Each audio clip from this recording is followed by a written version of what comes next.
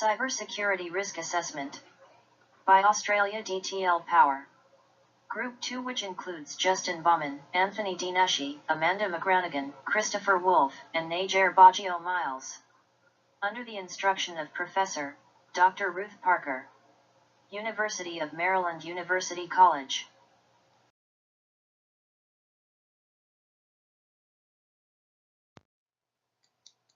The purpose of a risk assessment is to determine the likelihood and effect of a cybersecurity incident on an organization.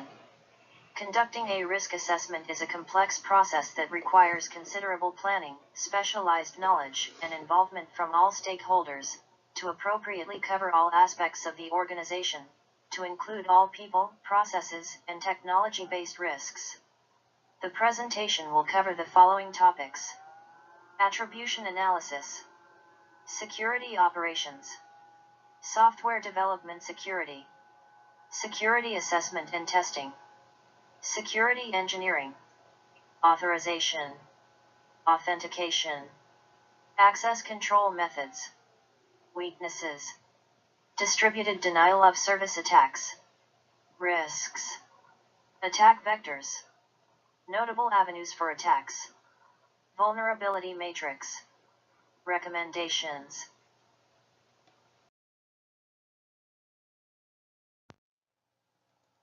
Information systems are a core critical component of operations of modern organizations.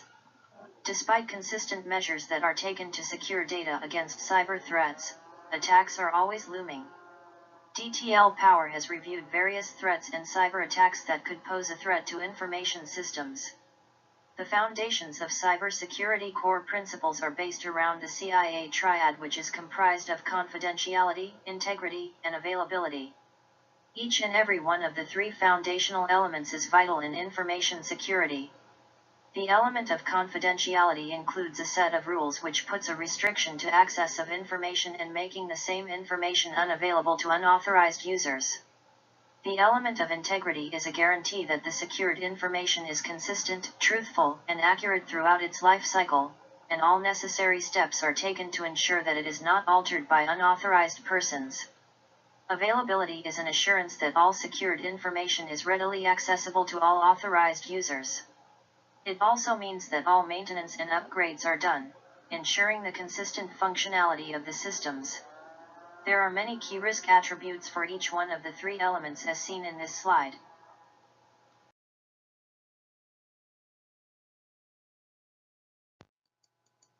When developing security operational control measures, organizations must first define the rights of access to assets. This is done by defining who can access, what parts of, when they can access, where they can access, and why they should or shouldn't access each one of the organization's critical assets.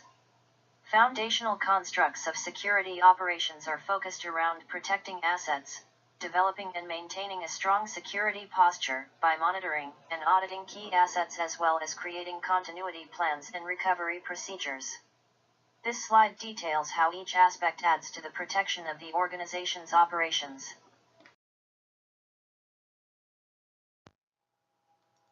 Software development security models should never be stagnant. Software development models are fluid.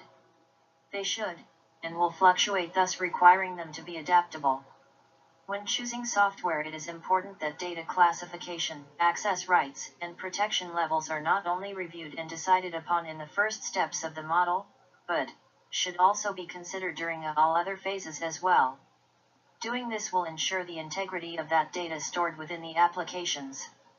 Additionally, it is important to note that in the future, new vulnerabilities and unknown defects could be found. Consequently, all implemented systems should be traceable, allowing process and resulting conditions to be verified and outcomes to be validated against the initial system requirements.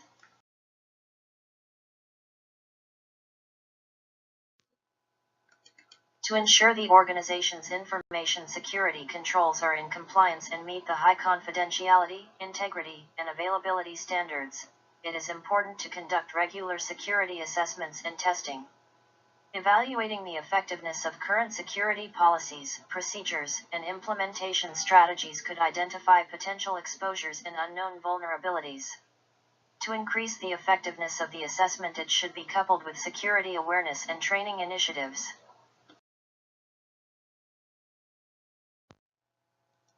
Security engineering is an important and complex aspect of information and cybersecurity. Security engineering focuses on management and implementation of all information security protection capabilities and measures. It is during this phase that many of the basic security attributes are to be considered. Security engineering looks at everything from the location of the organization to its cryptography capabilities. This slide lists the key components and prevention attributes of the multiple facets found within the developmental phases of information security.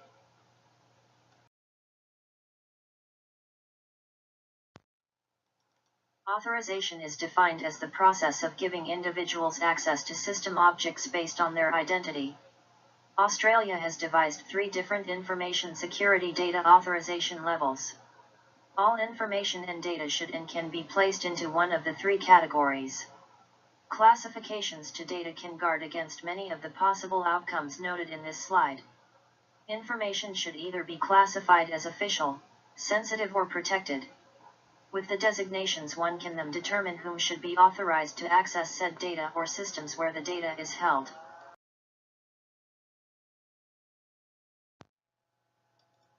Optus defines authentication as the process of verifying the identity or other attributes of an entity, user, process, or device. The 4 main concepts found in authentication protection models are authentication strength, password attack practices, password storage procedures, and data integrity. As you can see in this slide, there is a multitude of avenues available to protect authentication measures and control to data access.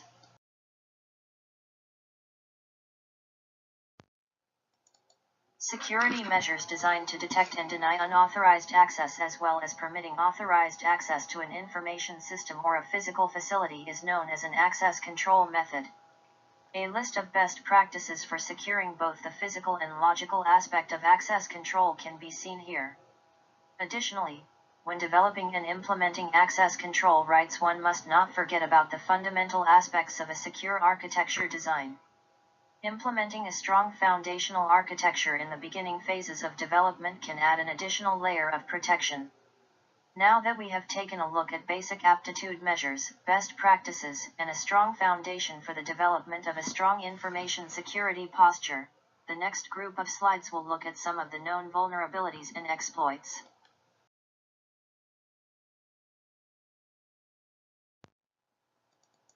There is no system, application, device, or platform that is totally secure. As long as there are bad actors, everyone and everything is vulnerable to an attack. The 3 main avenues for attack are found within weaknesses in current technologies, policies, and people. Technical threats. These include situations where there is improper system operation, as well as deliberate and malicious tapping of lines and software. It also involves such issues as communication failure or overload, or software failure where the installed software suddenly stops providing the users with the required services. Unauthorized modification and duplication of system software, such as creating duplicate copies of licensed software, remains a threat. The threats in this category also include using untrained users and even system failure. Other avenues for attack on technology are physical threats and environmental threats. Physical threats, otherwise known as undesirable site-specific personnel actions. Physical threats are many and varied. They include issues such as unauthorized access to facility, theft and vandalism, sabotage, and extortion. Included in this category is improper transportation, such as dropped or otherwise damaged equipment, or equipment that is submerged or exposed to weather. Fire hazards, improper handling, and mounting storage all amount to physical threats.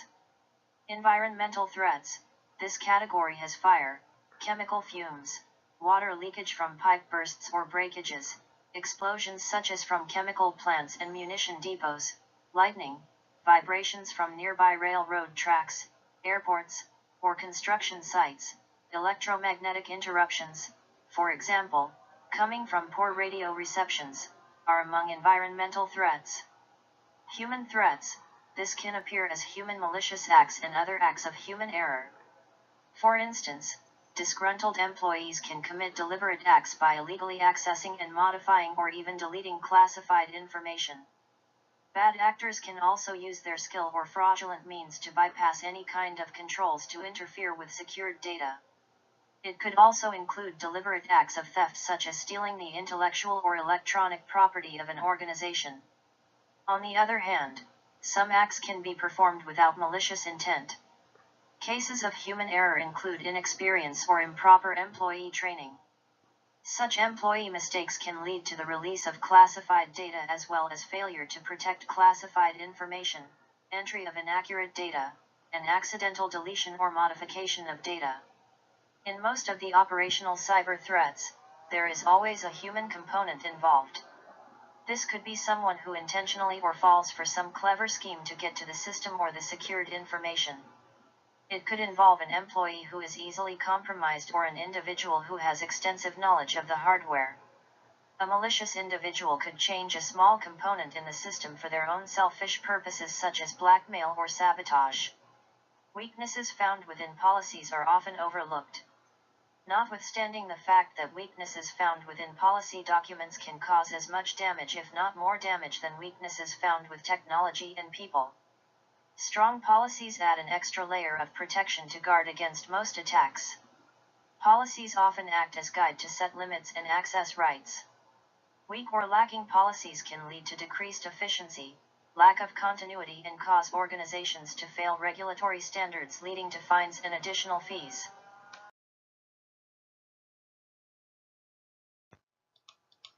Of all the cybersecurity threats today's businesses face, distributed denial-of-service attacks are among the most complex and devastating. They are designed to take down a website or network infrastructure. They can be volume-based, where a service is swarmed with requests, or protocol request-based, which uses TCP/IP requests from false IP addresses to wear down resources. In order to defend and safeguard network systems from such attacks, it is vital to first understand and know different types of techniques used to achieve a denial-of-service attack. This slide details some of the current attack techniques, countermeasures, and ways to defend against distributed denial-of-service attacks. A bandwidth attack floods a network with a large volume of malicious packets in order to overwhelm the network bandwidth. Here the aim of a bandwidth attack is to consume network bandwidth of the targeted network to such an extent that it starts dropping packets, which may include legitimate users' requests. Service request floods work based on the connections per second principle. Here the servers are flooded with a high rate of connections from a valid source. In this attack, a group of zombies attempts to exhaust server resources by setting up and tearing down TCP connections.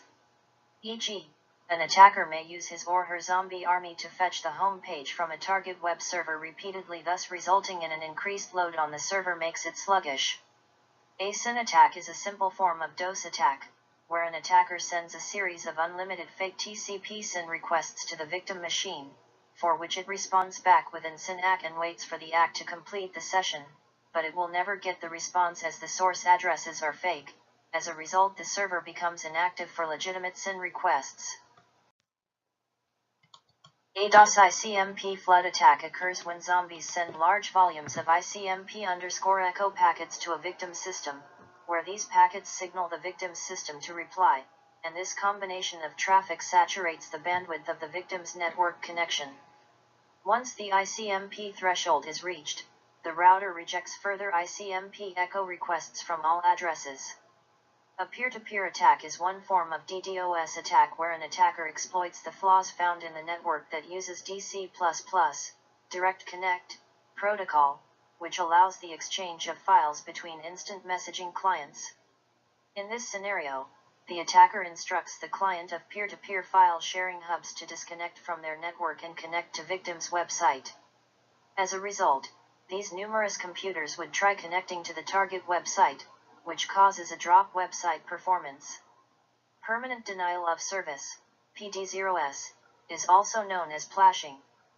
This refers to an attack that damages the system and makes the hardware unusable from its original purpose until it is either replaced or reinstalled.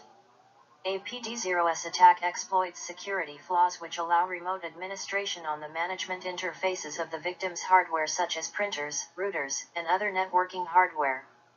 Application-level flood attacks result in the loss of services for a network, such as emails, network resources, a temporary ceasing of applications, etc., as the attackers try destroying the programming source code and files in affected systems. Considering different techniques outlined above, several countermeasures can be applied against DOS attacks within each classification. Some of these countermeasures at a high level include, but not limited to, employing defense in depth, firewalls and intrusion detection systems, honeypots, decoy systems and networks, content filtering, encryption, and strong authentication, e.g., two-factor with biometrics. Also displayed on this slide is a detailed list of countermeasures and best practices to be applied against DOS or DOS attacks.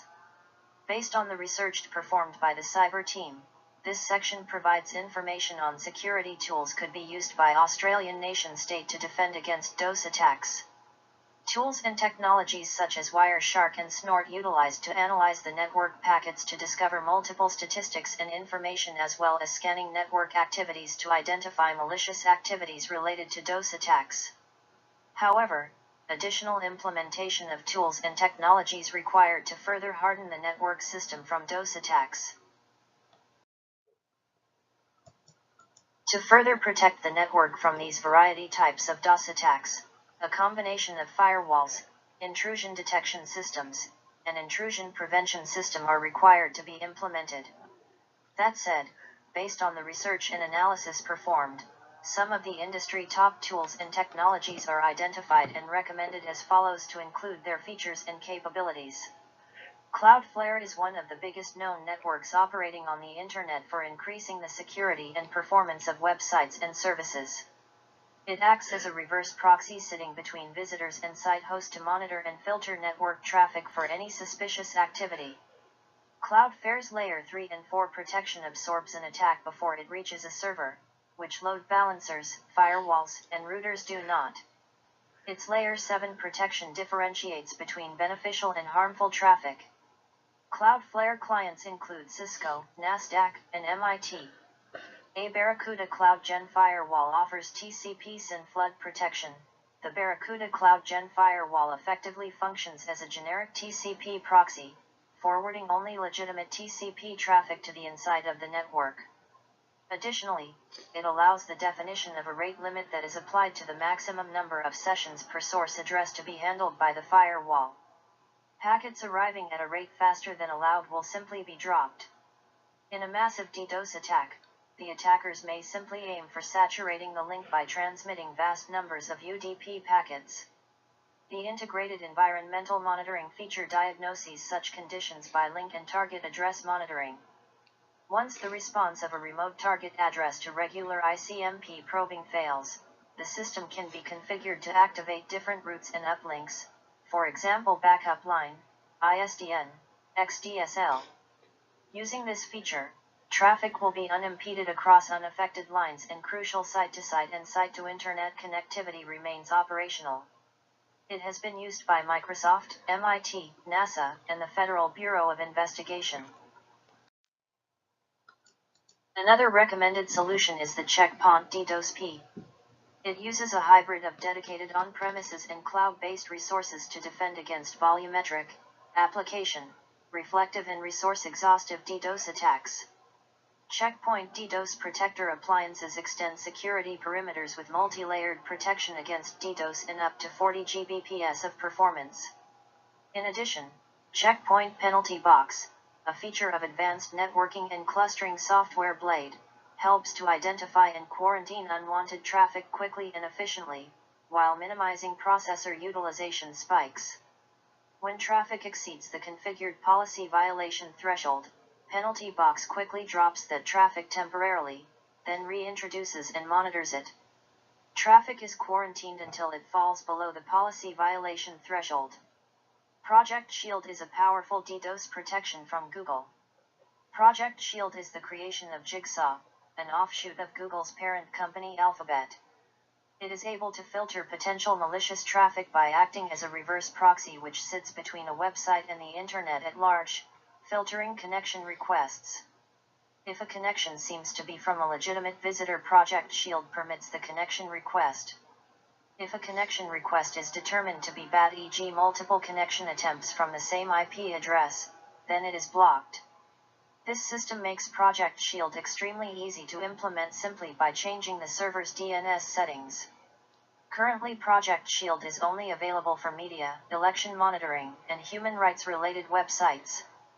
The primary focus is also on small under-resourced websites which cannot afford expensive hosting solutions to protect themselves for DDoS.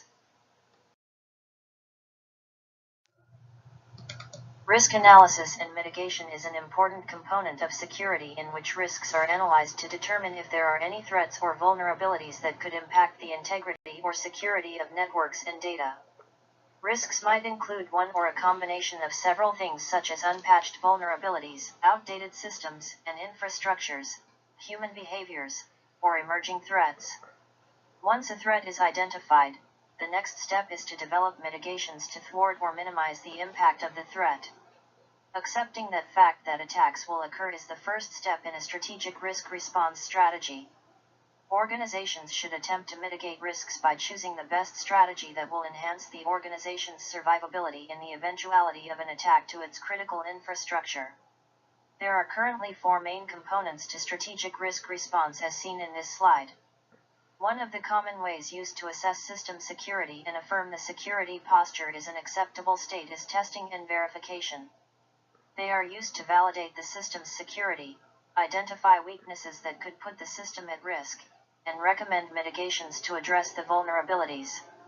In the context of distributed denial of service, from all outlined risks responses, 2 risk responses have the highest focus: risk avoidance and risk mitigation. In case of risk avoidance, nations must take steps to prevent the risks associated with DOS becoming reality. Therefore, avoiding the circumstances or situations in which a risk could arise as the result of distributed denial of service attack. However, in the case of risk mitigation, nations must take a proactive approach to risk, that is, they must implement safeguards once a potential risk has been identified. Mitigation is the most complex of the 4 risk management strategies. This strategy requires that organizations identify specific actions, processes, and technologies that can be used to lessen the impact of a risk.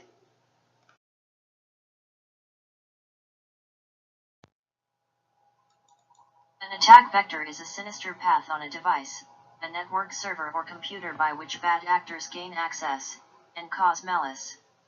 The presence of hardware backdoors or vectors allows bad actors to take advantage of any system vulnerabilities. Attack vectors can manifest in different forms. This slide displays avenues for attack found within both hardware and software. The meltdown vulnerability is an excellent example of an attack vector via hardware. Meltdown can bypass the security barrier that is normally there with hardware via an unpatched CPU. This vulnerability opened a backdoor that allowed attackers to gain unauthorized access to other processes running on the computer. The majority of attacks via software are introduced by users by malware, viruses, email attachments, and pop-up windows, whether it be unintentional or knowingly. These attacks manifest in the shape of malicious programming that runs on the target computer. Although firewall and antivirus software are used to block many attack vectors, attackers are also consistently and busy upgrading payloads and exploits to have access to computers and servers. There are many different avenues for attack. This slide displays the top 13 notable avenues for attack seen today. Birthday attacks are made against what is known as hash algorithms, which are normally used to authenticate the integrity and reliability of a message or software. Normally, a message which is processed by the hash function shows a message digest with fixed length. However, the birthday attack works with the probability of finding 2 random messages that generate the same message digest when produced by the hash function. In this case, if the attacker manages to calculate the same MD which shows the same message as the other user, he can easily replace his message with the user's, and without the user recognizing anything strange. Brute force password dictionary attacks involves the use of random tactics where the hacker tries different passwords while hoping that one of them works. A common technique that applies includes the use of a person's name, hobbies, or position. The guesswork is performed along those similar lines until one of them finally works. IP address spoofing is an attack technique that is usually used by a hacker in convincing the system that it is communicating with a familiar and trusted entity, and the system might then provide them with access. In such a case, the attacker modifies the source of their IP address to hide the identity of the sender or to impersonate the sender. The hacker then sends a packet with the IP address to a target host. Phishing is an attack method that applies the practices of sending emails that appear to be from trusted sources. The goal is to gain access to personal information of users or to influence the target users to take a certain step. This could include having the user enter their login information or to capture the user's credit card or other financial details. Social engineering uses certain psychological manipulative techniques to trick users to divulge confidential information. It is kind of a hoax, a fraudulent means applied where users, if not careful, can release crucial information such as passwords and usernames. Hackers can also use this technique to gain access into the system or server.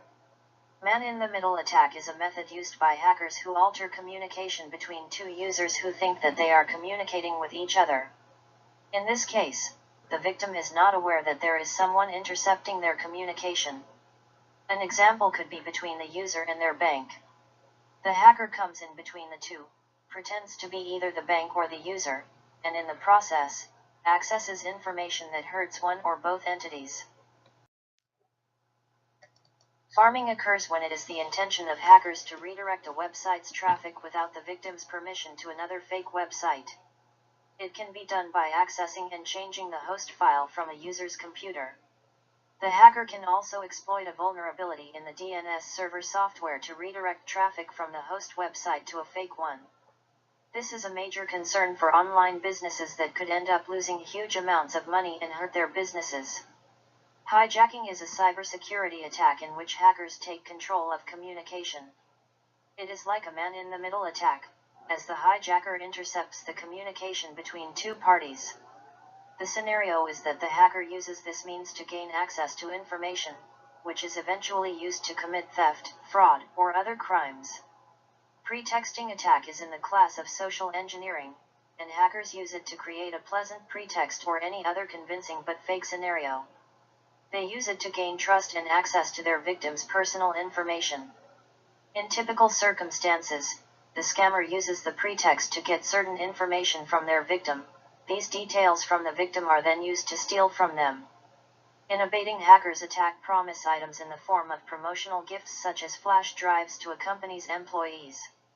These drives could be infected, and once they are plugged into the computer, all information is compromised.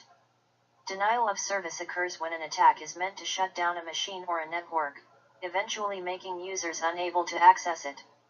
This kind of attack takes form when the attackers flood the target with traffic. They can also destabilize the target site by sending information that triggers a crash of the site.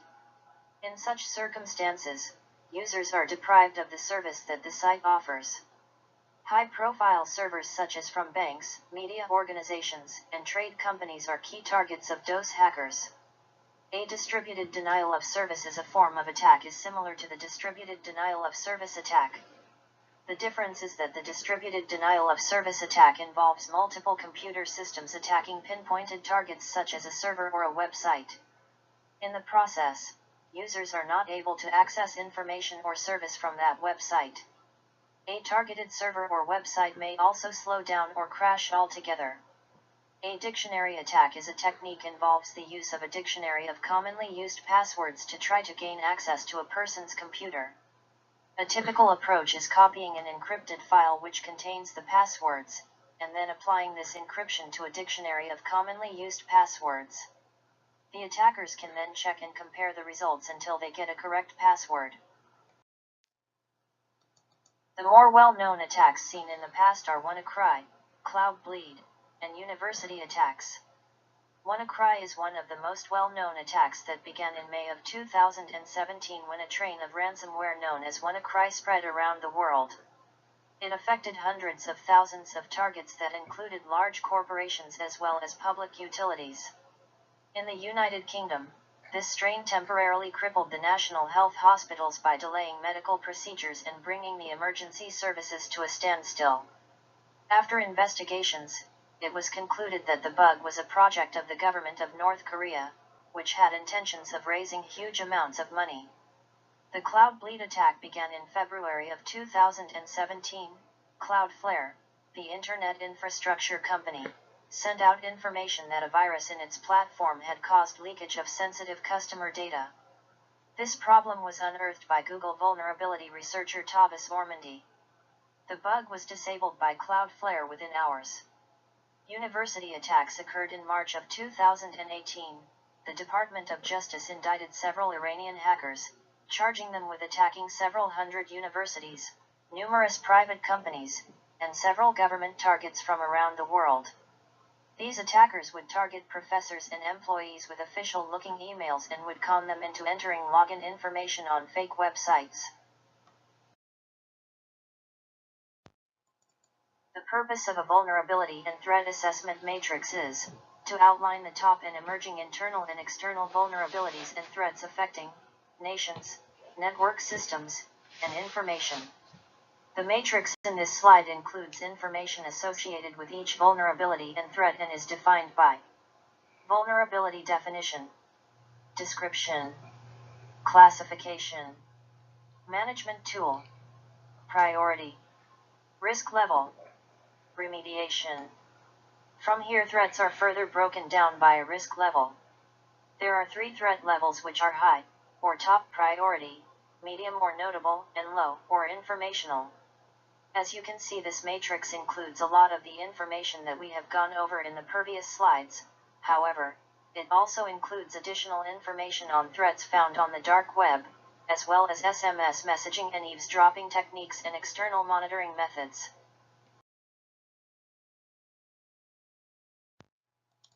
Many companies are struggling to detect threats before they cause havoc in their systems. Hackers are always one step ahead, and are continuously inventing new ways to exploit vulnerabilities. Measures should be taken to secure data by keeping all systems and antiviruses upgraded and up to date, as well as ensuring that employees are also well trained to avoid human threats, and continuously auditing all systems for any suspicious activities that could harm the networks and computers.